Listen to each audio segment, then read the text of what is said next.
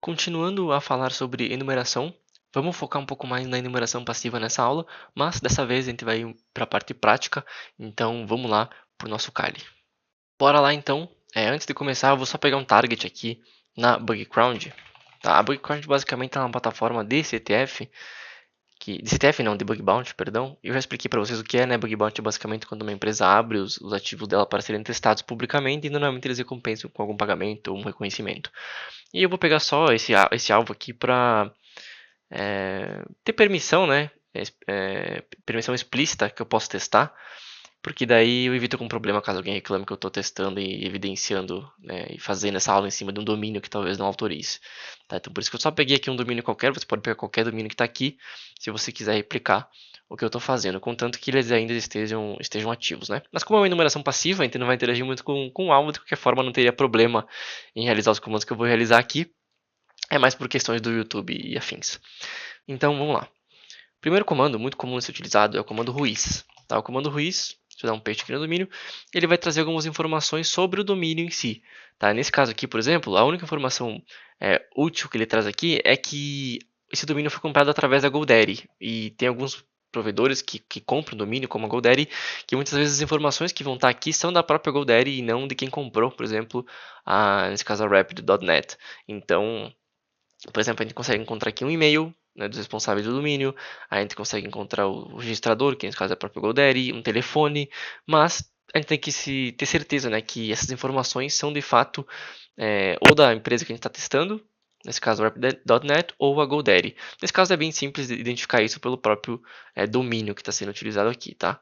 Então não tem muito segredo, mas às vezes quando é a própria empresa que preencheu essas informações, que comprou o domínio diretamente, a gente consegue encontrar telefones, país, postal code, então o CEP, rua e tudo mais. Então, por exemplo, se você quiser, se o domínio não indica 100% aonde, qual empresa, né, que é essa, se é de fato quem está testando, a gente pode vir aqui no endereço e pesquisar e dar uma olhada no Google Maps, enfim, para ver o que tem, né, nesse endereço. E se for a empresa da GoDaddy, obviamente foram eles que compraram. Mas a gente não vai entrar nesses detalhes aqui. Outro comando útil pode ser o comando nslookup, tá? Esses são os comandos básicos de rede que podem ser utilizados, e aí o nslookup ele vai trazer um endereço IP. Então, a partir de agora, a gente tem um endereço IP que a gente pode deixar anotado em algum lugar, então vamos deixar anotado num notepad aqui. Não quero restaurar nenhum dado, e deixar anotado aqui, então, que a gente tem agora alguns endereços IPs para dar uma olhadinha, tá? Esse aqui normalmente é o nosso próprio não é o endereço IP que o NSLookup está usando para buscar essas informações, tá? E não do domínio alvo em si. Outros comandos que a gente pode utilizar é o dig. Também o output é muito parecido. Opa, o output é muito parecido. É rapid.net assim, né? Tá? E aqui ele traz algumas informações também do DDNS, tá? Alguns servidores de DNS. Então a gente poderia deixar aqui anotado também no nosso Notepad. Então agora a gente tem aqui alguns domínios de DNS que futuramente a gente pode usar para alguns ataques também ou fazer alguma enumeração futuramente neles. Tá? E quando tem NS aqui a gente sabe que é um DNS que faz a resolução de nomes, porque tem alguns tipos de servidores DNS, entre eles o NS, o AA. Percebam que o A, né, ele normalmente devolve um endereço IP e o 4A aqui, né, os 4As retornam um endereço IPv6, tá? É só um padrão também. Se tu estudar um pouquinho sobre ataques DNS, tu vai perceber que tem um ataque, não necessariamente DNS, mas tem um ataque de rede chamado de Zone Transfer, quando tu consegue ler uma zona de transferência que está relacionado a um DNS do tipo TXT, tá? Que também pode ser realizado pelo comando dig, mas como aqui a gente está somente na enumeração e não está explorando ainda, eu não vou mostrar. Mas enfim, esse é um comando que pode vir a calhar também. Outro comando que a gente normalmente utiliza na real, os de rede normalmente são esses, tá? Outras coisas que normalmente a gente pode realizar, a gente pode dar uma olhadinha no Shodan, que basicamente é uma plataforma que faz esse tipo de numeração passiva, ativa, faz o crawling de alvos na internet, né, e traz várias informações. Então, basicamente, é uma ferramenta de busca da internet de tudo. Então, a gente poderia vir aqui, por exemplo, e pesquisar os IPs que a gente coletou. Né? A gente poderia pesquisar o domínio, mas normalmente os IPs são um pouquinho mais precisos no resultado. Então, nesse caso aqui, percebam que ele já trouxe algum hostname para nós. A gente percebe que esse IP está hospedado numa AWS. A gente vê que ele tem a porta 80 aberta, então se a gente conectar aqui, provavelmente ele vai conectar na porta 80 e vai dar um forbidding para a gente. Aqui, claro, né, a porta 80 não tem o certificado configurado. E bom, percebem que não tem nada, né? Provavelmente ele só retornou para nós um forbidding ali na requisição. Outras informações, algumas informações da própria Amazon, então a gente sabe que ele tá armazenado aqui na região US East 1, que é uma região comum da Amazon, e a gente tem algumas tecnologias web, então nesse caso aqui a gente sabe que é um LB.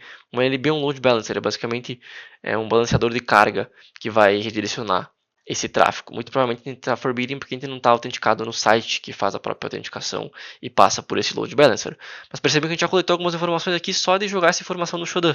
A gente nem precisou interagir diretamente, né, com esses ativos, tá? Porque essa informação aqui a gente está acessando o Shodan e não o ativo em si. Nesse caso, quando eu acessei aqui, aí sim, né, eu estou ativamente interagindo com o alvo. Mas se eu pesquisar outras coisas, por exemplo, eu quero pesquisar... O que eu posso pesquisar? Eu posso pesquisar Elasticsearch, né, que é uma tecnologia comum aí de se encontrar em empresas. Provavelmente ele vai trazer todas as empresas que usam Elasticsearch aqui para mim. Não todas, né, mas todas que ele consegue coletar informação publicamente. Então, por exemplo, se eu clicar aqui, eu estou coletando algumas informações sobre esse servidor.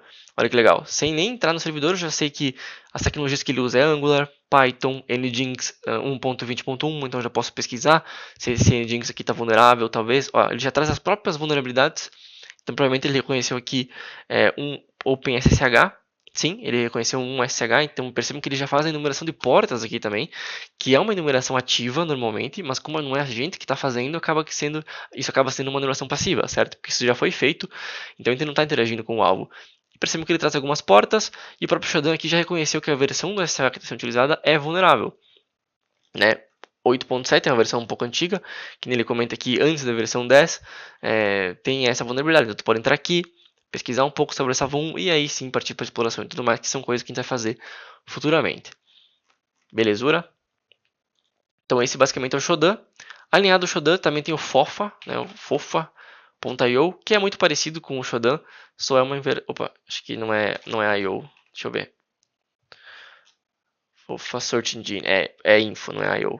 Que é basicamente um Shodan, só que ele é um pouco mais voltado para o lado asiático, se não me engano ele é chinês, tá? Mas muitas vezes ele traz informações tão úteis quanto, tá? E muitas vezes não, né? Como são motores de buscas diferentes, eles podem ter resultados diferentes, obviamente.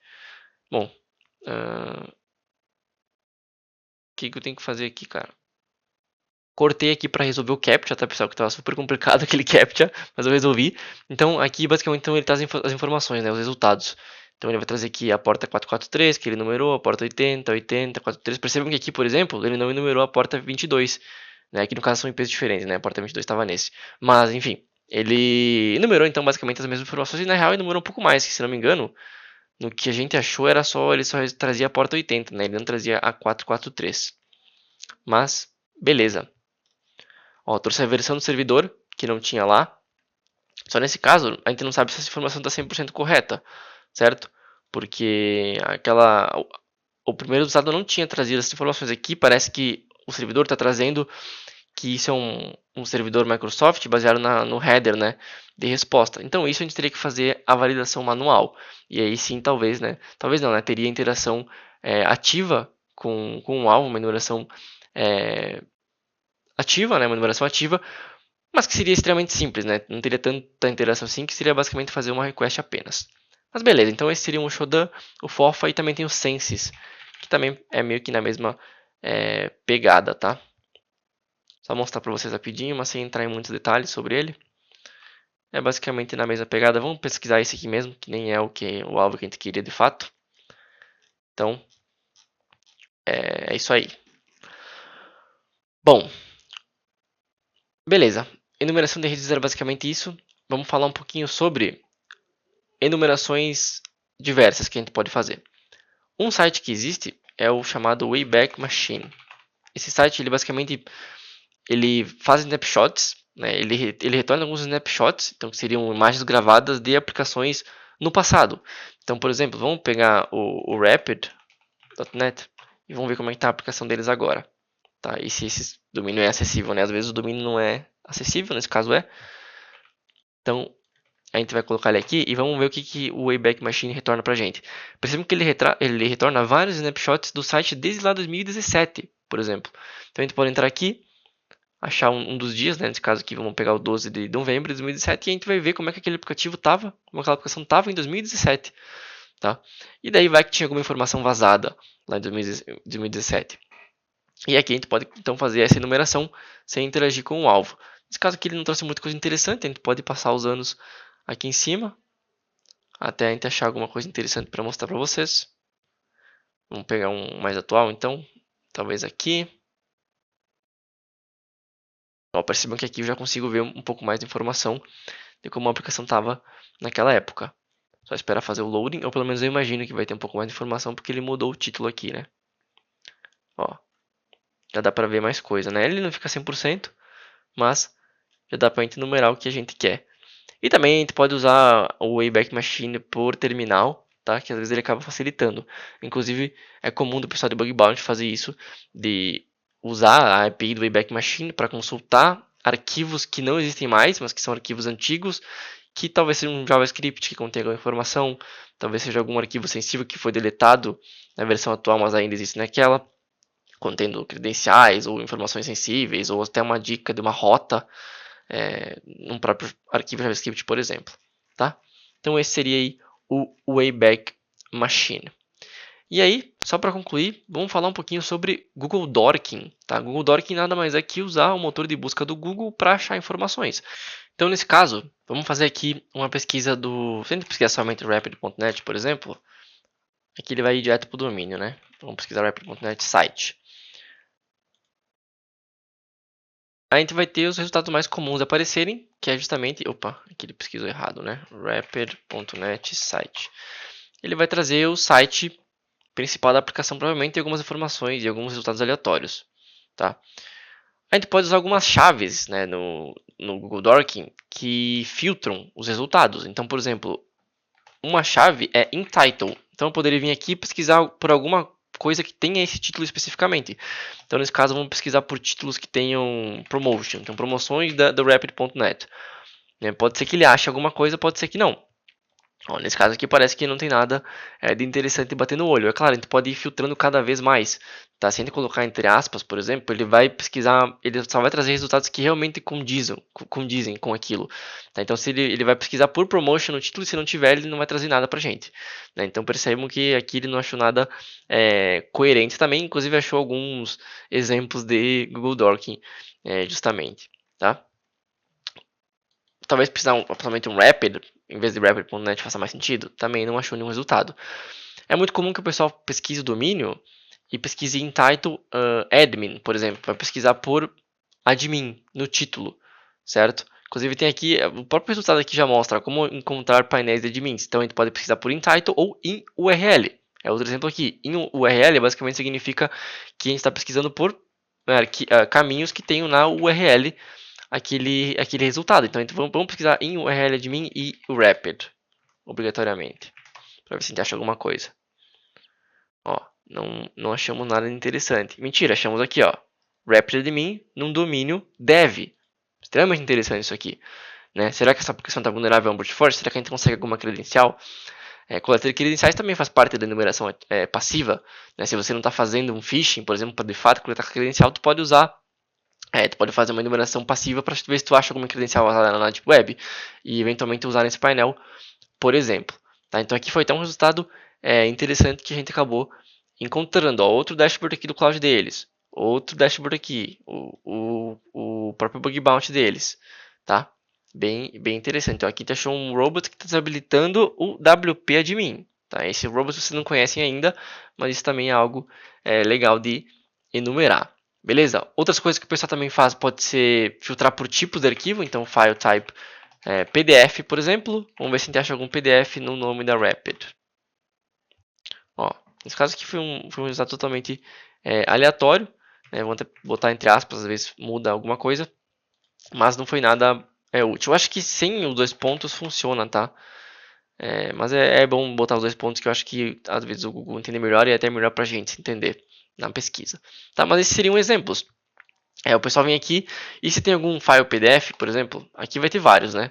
porque existem milhões de PDFs dispostos na internet. Nesse caso, eu posso até tirar aqui o dois pontos e pesquisar por password, ou seja, eu estou pesquisando pela palavra password em arquivos que são PDF. Vamos ver se a gente encontra algum resultado aqui. Eu só não sei porque que ele não está trazendo arquivos PDF. Estou escrevendo alguma coisa errada, será?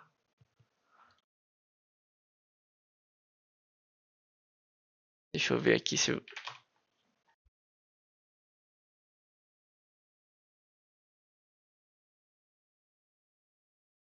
Pois é, será que tem que colocar junto? Vamos ver se é isso que eu estava falhando. Ah, beleza, eu tinha que ter colocado junto, né? Eu coloquei um espaço ali que não era necessário. Então percebam agora que a gente está encontrando vários resultados com a palavra password em arquivos de PDF. Então nesse caso eu poderia botar o nome da empresa também. Né? Então nesse caso Rapid, para ver se a gente acha alguma coisa. Muito provavelmente a gente não vai achar. Ó, até achou um PDF aqui que fala sobre password, mas nada demais. Ó, esse aqui já é um pouco mais interessante. Você pode dar uma olhadinha depois, tá? Então basicamente esse foi o que eu fiz, né? Eu botei um espaço ali que não precisava. Inclusive, eu até fiquei curioso para saber a nossa primeira pesquisa que a gente fez. Qual foi a primeira pesquisa que não deu resultado? Acho que eu estava pesquisando por Rapid e PDF, né? Acho que eu pesquisei só por isso e eu não achei nenhum resultado. Que nesse caso agora eu estou achando vários aqui. Mas basicamente seriam isso aí, tá, pessoal? Então a gente pode pesquisar por título, URL, a gente pode pesquisar por filtrar por domínios específicos, outros tipos de arquivos, né? Não somente PDF, palavras-chave como password e assim por diante. Recomendo vocês a darem uma olhada aí nas flags, né? Nos parâmetros que a gente pode usar numa Google Doc, tá? Mas basicamente esse foi o vídeo então. Próxima aula sobre enumeração de subdomínios. Vejo vocês lá.